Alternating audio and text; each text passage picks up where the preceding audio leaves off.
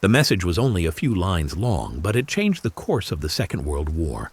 And the woman who sent it was never meant to be famous, never meant to be remembered, and never meant to survive.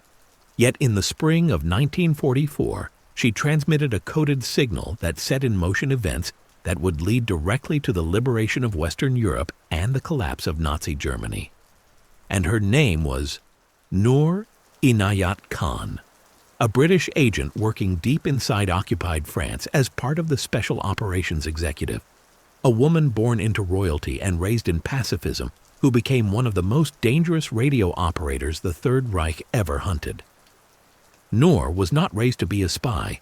She was born in Moscow in 1914 to an Indian Sufi mystic and a mother from American high society. And her childhood was filled with music, poetry, and spiritual teachings, not war or violence. Yet when Nazi Germany invaded France in 1940, she watched from England as her adopted homeland fell, and she made a decision that stunned her family because she volunteered for the British war effort and asked to be sent behind enemy lines.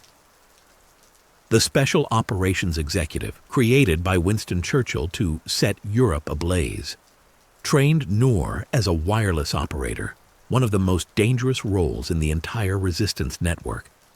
Because radio signals could be detected by German direction-finding trucks, meaning every transmission risked revealing the sender's location. And despite concerns about her gentle personality and lack of ruthlessness, she was sent anyway because she was fluent in French and because the resistance in Paris was collapsing. By June 1943, she was dropped into France under the code name Madeleine, carrying nothing but a radio transmitter, forged papers, and the knowledge that if she was caught, she would be tortured and executed. Within weeks of her arrival, almost the entire Paris resistance network was destroyed by the Gestapo. And suddenly Noor was the last active radio operator left in the city, meaning she became the sole link between London and the French underground, the only person able to transmit intelligence, requests, and survival information across the English Channel. And the Germans knew it, because they could hear her signal in the air, and they began hunting her relentlessly, sending detection vans through the streets, closing in on her location every time she broadcast. Yet she refused to stop transmitting even when London ordered her to escape, because she knew that if she went silent, the resistance in Paris would be blind and cut off. For 3 months she stayed on the run, carrying her heavy radio from attic to attic, sometimes broadcasting for only minutes before tearing down the equipment and fleeing through back alleys as German trucks closed in.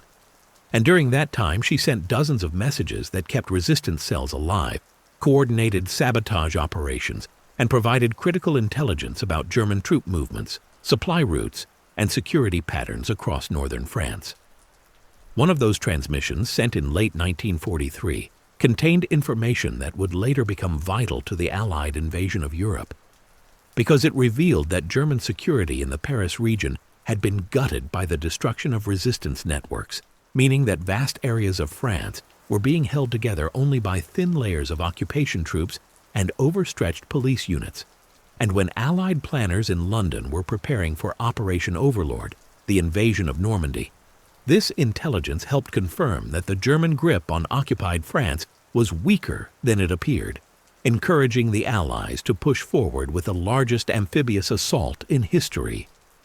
Eventually, Noor was betrayed by a double agent and arrested by the Gestapo, who found her radio codes and realized they had captured one of the most valuable spies in France.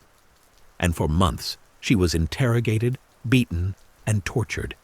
Yet she never revealed a single name or location, even after being transferred to Pforzheim prison in Germany and kept in chains. And although the Gestapo tried to use her radio to send false messages back to London, British intelligence detected the deception because of subtle mistakes in her encryption style, preventing the Nazis from destroying the remaining resistance networks. And in September 1944, as Allied armies were pushing toward Germany, Noor and 3 other female SOE agents were taken to Dachau concentration camp and executed. But by then, her work was already done. Because the intelligence she had transmitted, the network she had kept alive, and the deception she had prevented all contributed to the success of D-Day and the liberation of France. When Allied forces landed on the beaches of Normandy on June 6, 1944, resistance groups across France rose up to sabotage railways, cut communications, and ambush German reinforcements, actions that were coordinated using the same underground networks Noor had helped preserve during her months as the last voice of Paris. And German divisions that might have crushed the beachheads were delayed or misdirected, giving Allied troops the critical time they needed to break out and begin the drive toward Berlin. After the war, much of Noor's story remained classified for decades, buried in intelligence files and forgotten by the public.